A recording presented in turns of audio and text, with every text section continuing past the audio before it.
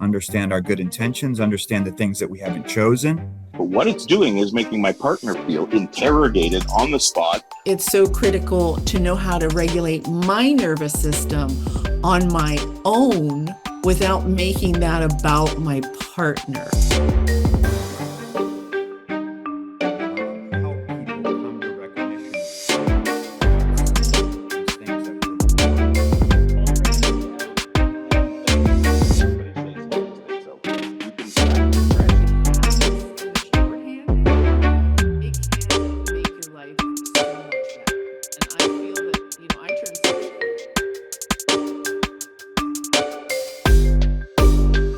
Welcome to our new YouTube channel. We do not know what we're calling our YouTube channel, but we're going to introduce ourselves, and then we're going to share a little bit about why we're here, what our goal and agenda is for the future. Well, I'm super excited to be here. My name's Greg Fuqua. I'm a licensed mental health counselor in the state of Iowa. I'm also an autistic clinical specialist, a level 2 neurodiverse couples therapist. I identify as autistic. I've been in my own neurodiverse relationship for over 30 years. And I'm excited to start having some discussions about dynamics around neurodiversity. Scott? I'm Scott Simpson. I'm turning 51 in exactly 1 month.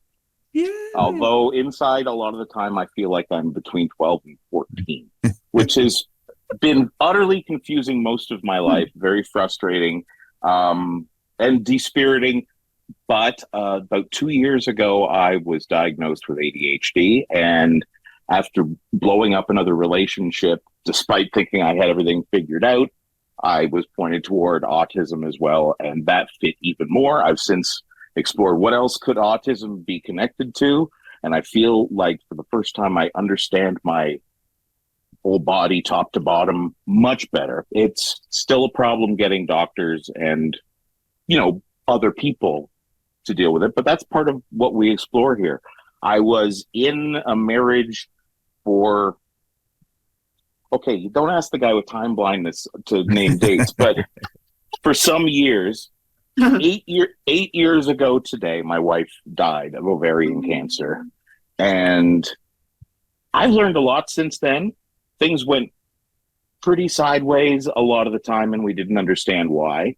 Mm-hmm. Knowing why now is letting me look back and reprocess a lot of stuff that I felt terrible about. I still feel bad about them, but I don't feel like I'm bad about them or her. So I've learned to find peace through looking through things a different way.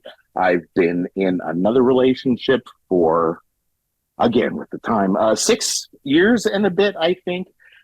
And things have gone poorly from time to time.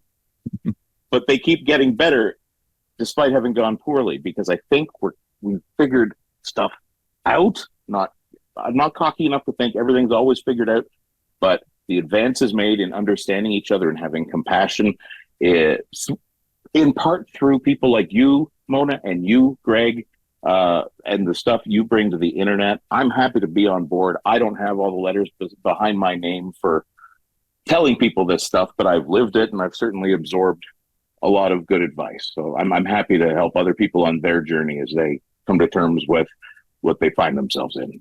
And I'm Mona Kay, and I am the host of the Neurodiverse Love podcast. And I started the podcast 4 years ago with my dear friend Olga, because it was part of my healing journey. I was married for 30 years. We were together for 32. And it wasn't until about 9 months before we divorced that we discovered we were a neurodiverse couple. And I, at the time, did not know I was ADHD. Now I know I am absolutely ADHD. And, that mixed neurotype can really create so much havoc, right? Greg shaking his head because he's in a similar relationship. But once you know about your neurotype, you can begin to understand yourself. And that's what I've been doing. And just like you, Scott, I've been looking back at the 32 years of my marriage and sharing what I learned after the divorce with everybody through the podcast. And I think what's so exciting about the three of us talking and doing this YouTube channel is we have so many different neurotypes represented, and we're all on a journey to discover how to live our best lives and understand ourselves better and understand our partners better. And it's not an easy journey. It's not. But once you get like the hacks and the shorthand down, it can make your life so much better. And I feel that, I turned 60, Scott, this year, and I'm thriving and I'm doing better than I've ever done in my whole life. So the other thing that we want to tell you is this is a work in progress. We are doing this because we know there's more information that needs to be shared with the world. And, we have so many folks that have listened to the Neurodiverse Love podcast, and Greg has been my co-host 2 seasons, and Scott has been a guest on the podcast, and we can put those episodes in the show notes. But we also want this to be a channel where we can answer your questions. So if things come up as we're discussing the topics that we're addressing, put it in the comments. Send us an email, and you can send the email to me, which is neurodiverselove, the number 4 letter U at gmail.com. And we'll probably have a Gmail account for this YouTube channel in the future. So we wanted to talk a little bit about kind of what our agenda is now that we've talked about why we're here. Greg, do you want to talk about what your agenda or your goal is for our channel? I think there are really both personal aspects to all of our stories that wrap around issues of neurodivergence and neurodiversity too, and how helpful it is to have this lens. For well over 100 years, Freud has sort of dominated the way we think about psychology through this idea of what happened to us is what has made us who we are. And in some ways, I feel like the paradigm shift that we're about and that I'm about is refocusing on the importance of hardware, maybe over software. I mean, those things obviously intermingle, and understanding this aspect of who we are and why we find areas of disconnection and conflict and adversity in relationships and feelings of not belonging or feeling disconnected in the world, obviously can be part of what we've experienced in terms of our trauma, but a lot of it sources from our wiring. And so my sort of agenda is to help people come to a recognition of how these traits, these things that we're born with, who we are, is a big part of this. And so it's sort of reclaiming our individuality and re-empowering ourselves through this view. And in that process, so many more things can happen in terms of safety in relationships when we are able to get with ourselves better, understand who we are, and understand our goodness, understand our good intentions, understand the things that we haven't chosen, the things that we not necessarily have wanted, but the things that are just a part of us. And so, of course, this is about a healing journey as it relates to relationships in terms of how I think about this, both for ourselves and both for the people we want to be connected to. I love that, Greg. What about you, Scott? I love it. I think Greg and I think similarly on the nature of the hardware versus software thing. I grew up when computers were more complicated, and to use a computer, you really had to understand a computer. Otherwise, there wasn't much you could do with it because you had to program it. And Greg's story or Greg's perspective reminds me of the early 80s when I had a brand of computer that a lot of people didn't have. Actually, it was it was one of those ones that they made for a year and then stopped making. I was trying to program it, and we used to have to type the programs in from a magazine. You buy a magazine at the store; it would have listings of programs. You type them in on your computer at home, and then you could play the game. My computer was advertised as Apple compatible, but it wasn't an Apple. Treating it as though it were an Apple would lead me to nothing but frustration. I typed the program in, and it would crash. And it was just frustrating. But was I ashamed? I wasn't ashamed because there was nobody there to say, well, it should do that. You're doing it wrong. Right. Difference is that compatibility was known and acknowledged. And when something didn't work right, you understood why, and you could work around it in a way that didn't make anybody a bad guy. We don't have that in society. More and more, I do believe that we are wired differently, not just in our brains, not just in our nerve endings. I think throughout us, there is little cellular differences that add up to create a being that experiences the world in this way, and that when I was given a certain set of experiences and traumas, develops a way of behaving that we call autism. I'm not an expert, I'm not a scientist, but I've learned and observed, and confirmation bias, I see it everywhere I go now, and it's changed my views of how other people are in a more compassionate way than I ever could imagine, in that I see unnecessary suffering in people kind of like me all over the place. And I think it's my mission here. Why am I here? I can't go and solve everything, but I can say to people I run into, go listen, go watch this channel, because there are some answers here. There is a gateway to finding more answers. There is the promise of that there are people like you, Mona, Greg, me, people like us who have, despite how hard it is sometimes, have found some ways to get through. And once we got through, we could make it better. But we haven't given up. And I want people who are in that stuck spot of, I know something's not quite right, but I don't know what to do about it. I want us to be able to give people things they can do to come to that kind of exciting peace. I love it, you guys. And I add a little bit of a different perspective, because I never felt that different growing up. Because and maybe it's because I had so much love around me from my parents and my grandparents, and I had tons of friends, and I found the things that I loved to do and found people that loved to do those things and had lots of connections. But where I saw a tremendous shift is in my marriage, because my emotions were overwhelming to my ex-husband over and over and over again. And I now say in the support groups that I facilitate, my ex tried to logicalize, which isn't a word, but I'm coining it, logicalize emotions, and I would get pissed off because that's not what I needed. I needed what my mother used to give me, and that was a hug. And, it's going to be okay. Let's talk it through. Both my parents were psychologists. So, I hit the jackpot there.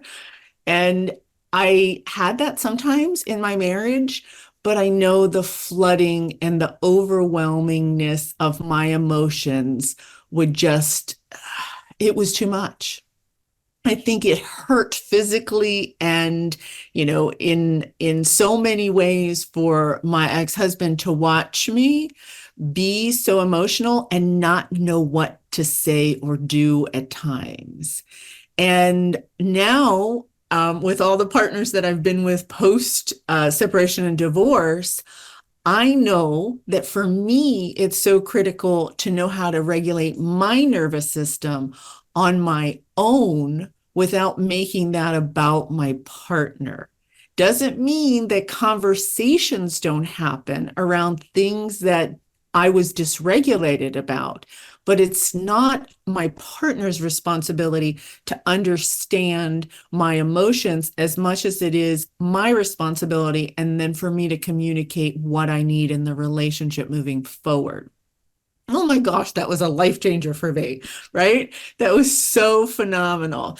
And, I've talked about this on the podcast. I was on an antidepressant for 4.5 years. And I know there are a lot of people out there that are going to be listening that are on some kind of medication. And the medication for me was a godsend. But I'm not on it anymore, and I don't need a medication because I've learned what kind of environment I need to be in to thrive as an individual, and what kind of relationship or partner I need or want, and the kind of work environment I need and home environment.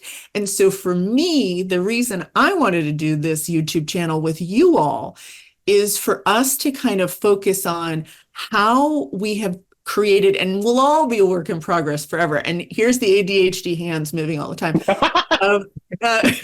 Will always be a work in progress. But every time I learn something new, whether it's in a relationship or on my own, my goal is always to implement it for me and then to share what I have learned so that other people can benefit from that. Because I'm a social worker, and as a social worker, and I've been a social worker, I guess, for almost 40 years, there's nothing more important for me than to help others help themselves, period. That's my goal. I know there are so many topics that we can address together, and I hope that what we're sharing from 3 very different perspectives, right, is going to be helpful to a lot of people who listen. The thing that really struck me about what you talked about, which is something that I talk a lot about with my clients, is the individual versus the relational, as you know, because I think what happens a lot of times is that we seek the solution from our partner. You know, make me feel better about this. And so we're constantly what I call externalized. I mean, we're looking for the solutions through them, which creates this pressure and this danger when you don't see things the same. You don't process things the same. You don't think the same. You don't feel the same, right? And so you're looking to force this match over and over again. And what you said, Mona, which I think is a great, again, goes back to this idea of individual versus relational, which is your first responsibility is to know yourself, to have a good relationship with yourself, and to take care of you. And if you can't do that, you're giving your power to everybody else, which, again, raising raising both hands. the neurodiverse experience and the people pleasing and relational trauma experience is all about that. Your radar is out, your externalized orientation. Who do I need to be? And so it's and so part of, what you said, I think is really important, which is, again, part of what this show could be about, which is how do we create the conditions of safety and health within ourselves and in our relationships? 100%. Scott, your thoughts? I worry about the people who don't even know that's possible, or who think that because life has been so bad, because I've tried everything, she won't listen, he's just refused, that they don't think it can happen for them, that they can't imagine any other way. And I don't presume to tell people the right way to do anything, but to convince them that, yes, there is another way to try. And you don't have to do things the way everyone else does. But that doesn't mean you can't do anything. You can do hard things, but you don't have to do them the hardest way possible. You don't have to do them in a way that doesn't work for you. When we start looking at what do I need? Are my basic needs covered? Am I safe? Have I eaten? Have I slept? Treat yourself like a baby? I think I heard on somebody's show. Am I taken care of in the basics? Okay, what do I need from my partner? And what do they need? Especially when we're considering things that they said and we're sure we know what they meant. And maybe they didn't mean it, but what if they did? What would that mean? That's nice and painful to think about. Anyway, the tools to stick in the spokes of that wheel that keeps us going, and to say, listen, my conclusions about the other person might not be perfect. I think differently, which means I might have to second check my thoughts once in a while and go, maybe it's not the way I'm seeing it. I know my glasses, just my autism lens on the world makes the world bloody well beautiful. It might exaggerate the beauty in it somehow, but it sometimes will exaggerate my perception of what other people are doing. And then we go double empathy, and then they see my reaction to their reaction, and they're like, that's not what you should be doing. Yep. If we can just get all of us, no matter our place in these machines that keep generating the steam, just to pause, just take that little pause to go, is there a chance I'm not seeing this right? What am I missing? What might I be missing? Not so much that you perseverate on it and grind away and talk yourself out of feeling upset about anything. That's cognitive behavioral therapy at its best and most numbing sometimes.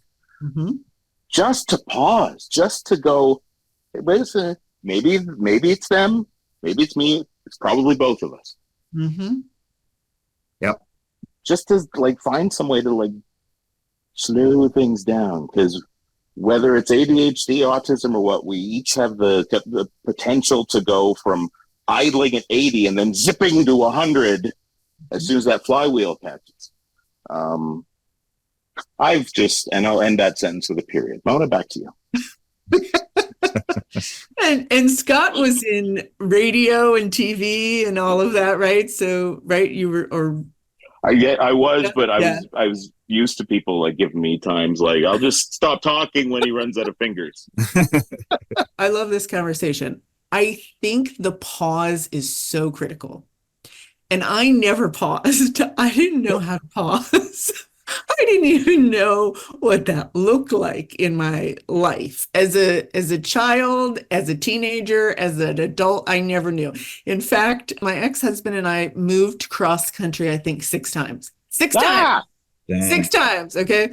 Talk about not being able to pause. The need for me to have a dopamine hit over and over and over again in every aspect of my life drove me. And again, I think it drove my ex nuts a lot of time, but he didn't verbalize it. It even drives my daughter nuts. And she is so cute. She says to me, Mom, one thing at a time, slow down, one thing at a time. And I'm like, thank you so much. She's mirroring back for me. But I think when we don't understand our own neurotype, it is so difficult to give our partners, our friends, our coworkers, our family members grace because we think they should do it the way we do it. And that screws up the narrative in our head, the story we tell ourselves about them, and it really creates so much conflict and judgment and anger. And I was 100% guilty of that in so many situations in my marriage.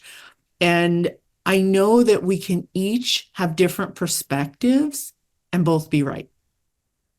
And just owning that made all the difference in my life. And sometimes, I would get carried away trying to tell my ex-husband that he was wrong and I was right, especially when it came to emotional things. And that was so wrong, but I didn't know. Can I interrupt with an impulsive tangent? Please do. I want to ask about the thing you just said. When you say that he would argue that your emotions weren't right, I just want to know, because you were there. Was he? Or was he asking you questions that felt like an interrogation because he was desperate to understand the emotions he saw you expressing? That's so funny because that's why I came up with the word logicalizing my emotions. He has no choice. He Exactly. doesn't have the emotion circuit the same way. He has to emulate it. So he needs to know what variables to set so his empathy is attuned to you. Oh my gosh, Scott, 100%. But I didn't know that.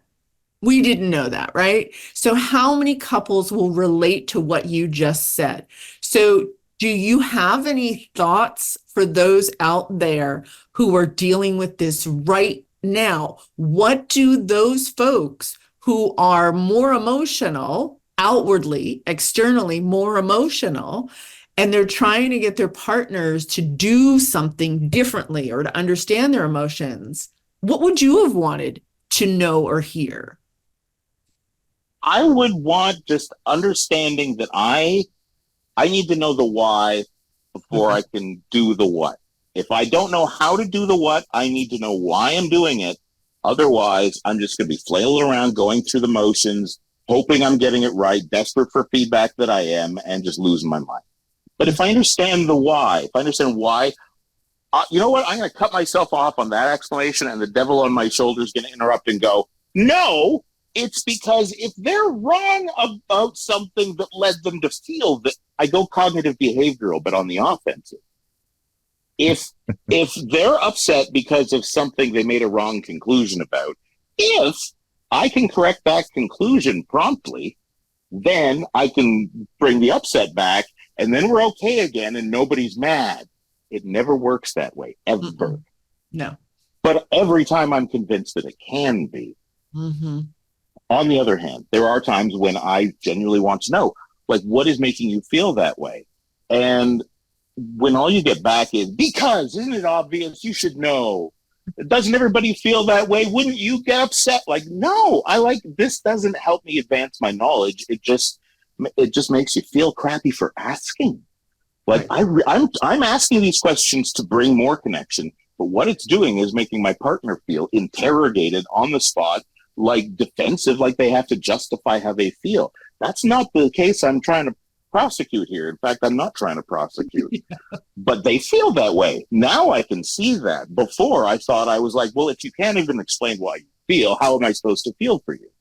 Oh, so good. And the thing is, the interrogation goes the other way too.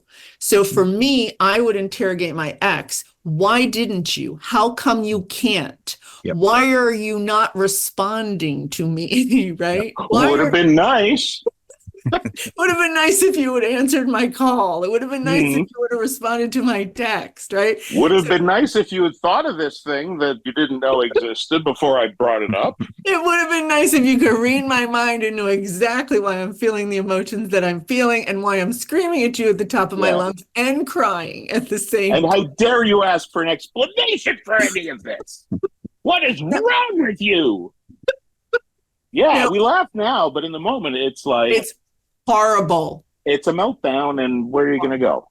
Right. Because you're in the house, and you really desperately want to please this person who just lost their mind on you. And at that time, just the autistic side of me is like, that is... Can I say this? It's an unaliving risk, I think, that needs to be talked about. Because at that moment, especially if you are somebody who's socially isolated, and your partner is your world, your connection to the social universe, the only person who has not mostly, made you feel crap about yourself, it feels, if you're somebody who's not ever learned that fights don't have to be the end, it can feel like everything that keeps you going just got unplugged and you don't know if it'll ever be plugged in again. Wow. So that's why I want people to stop before it gets there. Yeah. Oh my gosh, that's so important. And the shame, I felt shame for all my emotions because literally I would watch my ex-husband stay so cool and connected with, it looked like on the outside, with himself, when actually I think I was flooding him and I was so external, right? And I shamed myself. I really, really did. Yeah.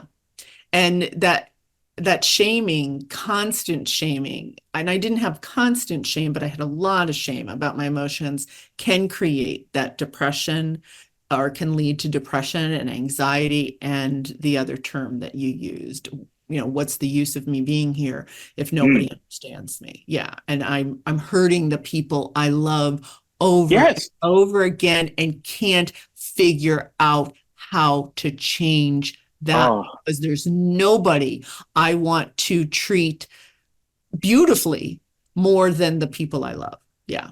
Greg? Here's the conundrum with the human brain that is the crux of this problem, which is what we don't know is really dysregulating and we fill in negatively. What is different, what we don't know is so difficult. And I've seen this in my clients for so long. I worked with cancer survivors for a long time, and getting to the diagnosis a lot of times, even though sometimes it was terminal, was a relief, right? Certainly. Because at least I know what is going on here. And so there's something about the anxiety or survival wiring in the human brain that makes us get so negative when we don't understand.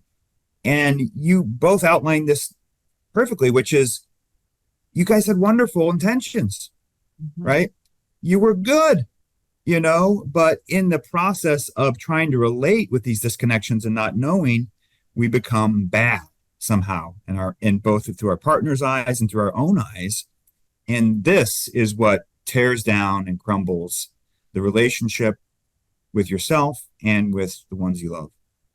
Yeah. And I remember hearing over and over again in my marriage, and I've heard this from my other neurodivergent partners, there's something wrong with me.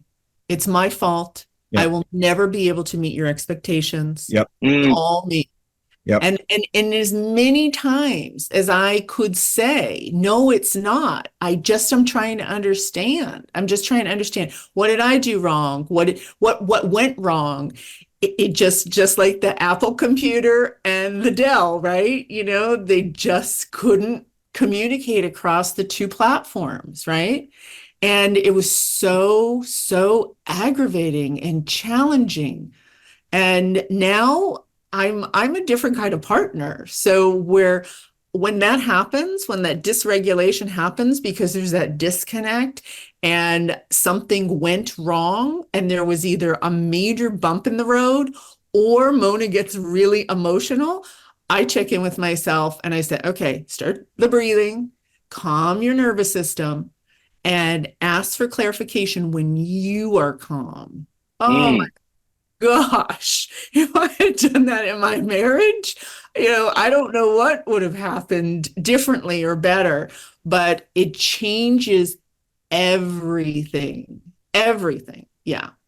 We hope that this first conversation is bringing all of you some clarity and some understanding, and you're realizing that talking to people of all different neurotypes, because we've got a lot of stuff going on here with the three of us,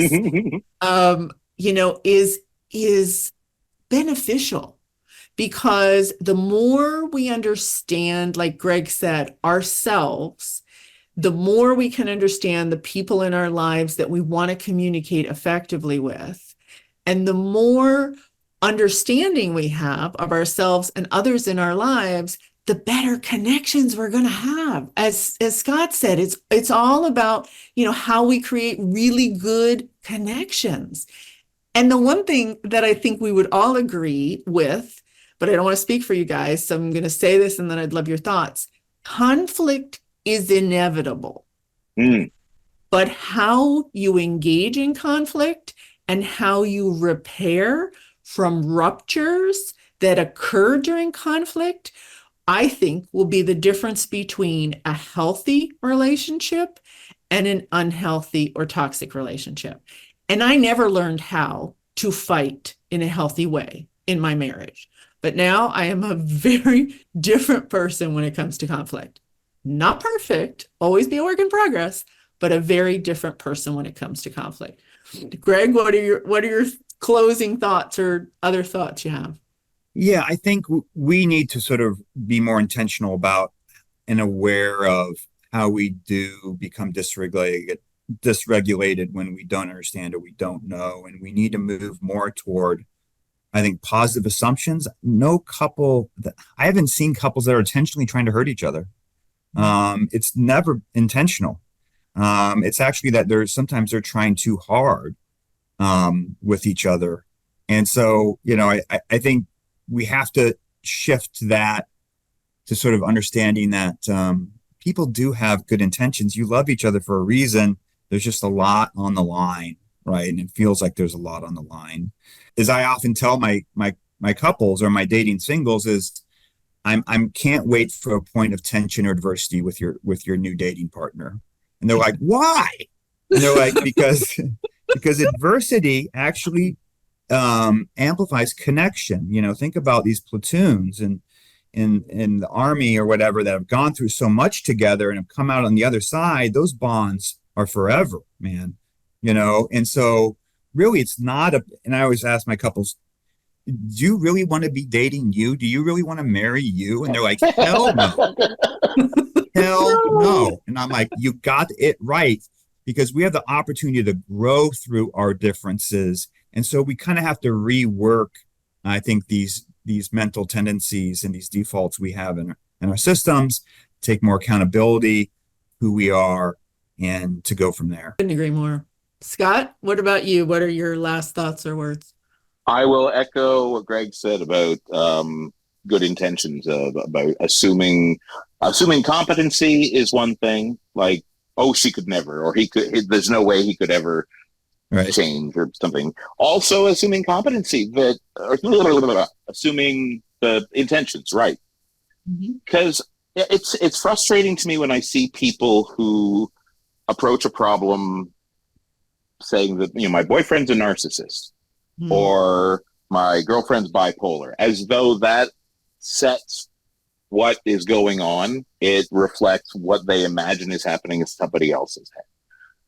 No, nobody can imagine what's going on in our head. We've all been torn down at points in our lives for people assuming our intentions, thinking that we're arrogant or stuck up or stubborn or over emotional or manipulative by being over emotional or something like that. Let's not do it to other people. Let's give people the grace and say, if they meant well, but are just the drizzling poops about how they carry it out, would you see it differently? How could you both get what you want? What do they want? They usually don't want to hurt you. Hurting you is usually not the thing. If they are trying to hurt you, honestly, this is where my autism probably cuts me short, because I can think of lots of good reasons why they are not trying to hurt me. I can't always spot when they are. So there is a danger in going too far the other way. Right. But a lot of us have had our gut instinct squashed down and invalidated for so long that we don't even try to trust it anymore. We don't even listen to it anymore.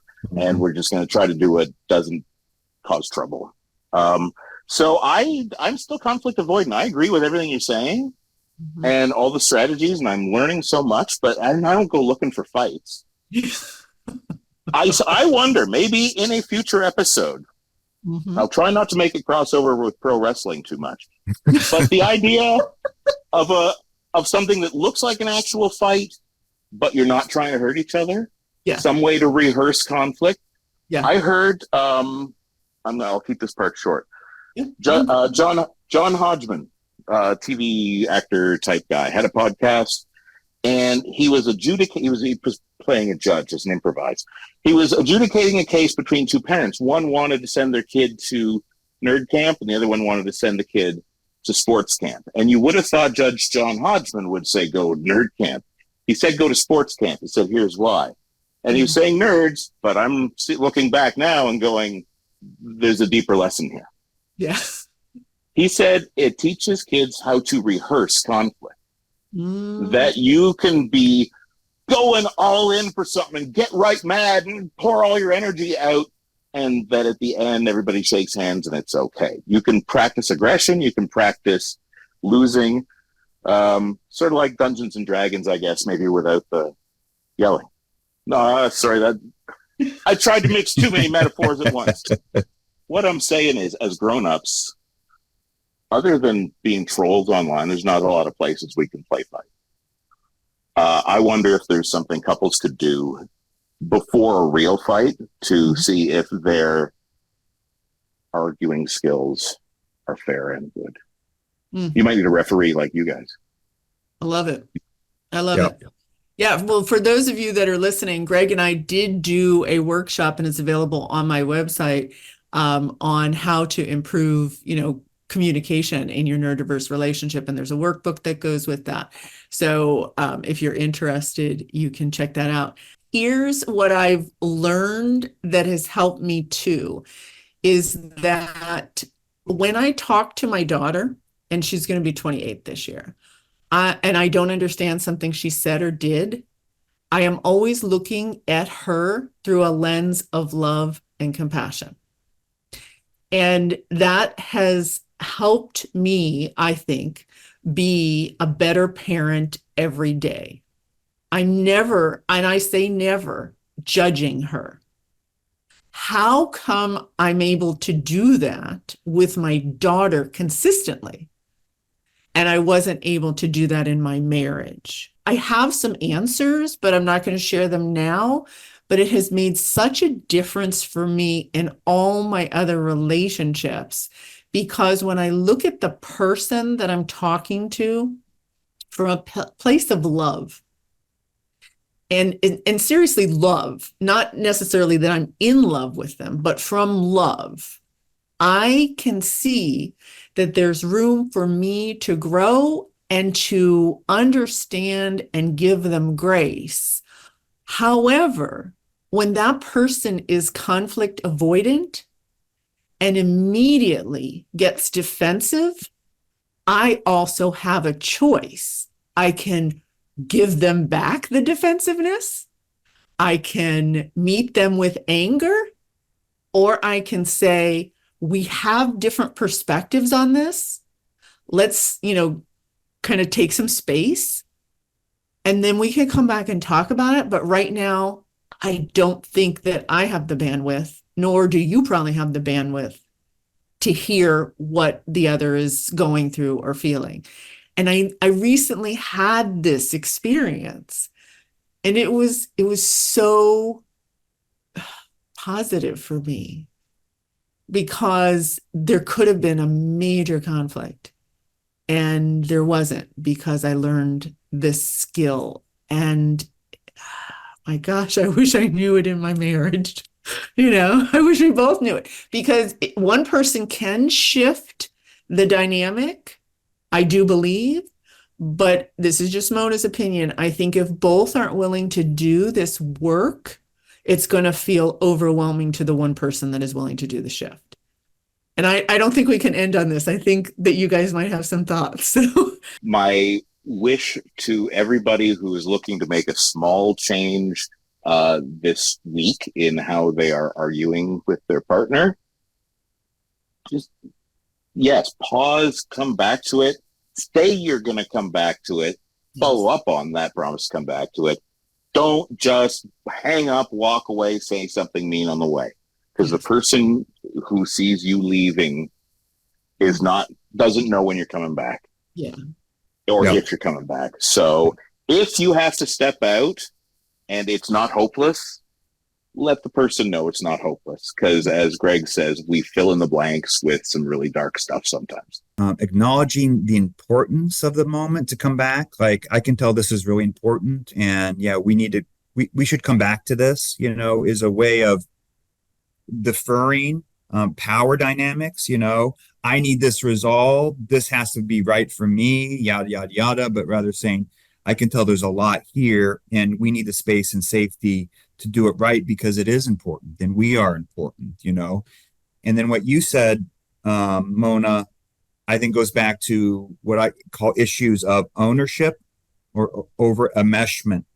And enmeshment is, you determine how I feel, think, and behave. Your feelings and thinking determine how I feel, think, and behave, and vice versa. Okay, well, now you guys are both screwed. You're basically in a codependent, manipulative, emotional relationship. Know what's yours and know what's not yours. And when you have that, and you have that space, you have safety, and your partner no longer poses a danger because they're struggling with something. Yeah. Because you're not connecting, you're not quite getting there, And so the idea of pausing, the idea of space, I think is really important, that we really touched on today. Please, please, please put your comments in the comment section. Send me an email, Neurodiverse Love, the number 4, the letter U, @gmail.com. Let us know, or you can follow me on Instagram at neurodiverse_love. Greg, what is your website and your Instagram? So if folks want to reach out to you. gregfuqua.com. Instagram, I think, is G Fuqua70, first initial, last name 70. Look me up. And yes, like, share, and subscribe. Right, Scott? Yes. And Can't hear Scott, what you're saying, Greg, but you're absolutely right. okay. I'll Scott's put my having thingy at the technical bottom here. I'm difficulties. Scott the Media Hoarder on YouTube. You can probably find me on the internet at bigasssuperstar.com. Nice. Yeah, that's how It's you an can old nickname. That's how you can find Scott. So thank you all for listening. Thank you all for joining us. We hope we're going to have so many more fantastic conversations with you all. We may even do some lives on YouTube. We know we can do that. We had no idea how this was going to play out, how this was going to go, but I really feel like we have such a connection and we have so much to offer people. Please, please, please, please, please, please know there is hope. If you are in a neurodiverse relationship and you love your partner, no matter what your neurotype, there is hope. There is absolutely hope. However, you cannot lose yourself in your relationship. You cannot stay if there is abuse going on. You need to get help. That doesn't mean that the relationship is over. There are opportunities for you to heal and get help. And I always want to recommend Greg because he's a phenomenal coach and he's a therapist in Iowa. So he's licensed in Iowa and he can do coaching all over the world. So if you need help, reach out to Greg. I also have a list of other therapists and coaches who've been on the Neurodiverse Love podcast on my website, which is neurodiverselove.com. Thank you all for being here. Greg and Scott, this was fantastic. Thank you both so much.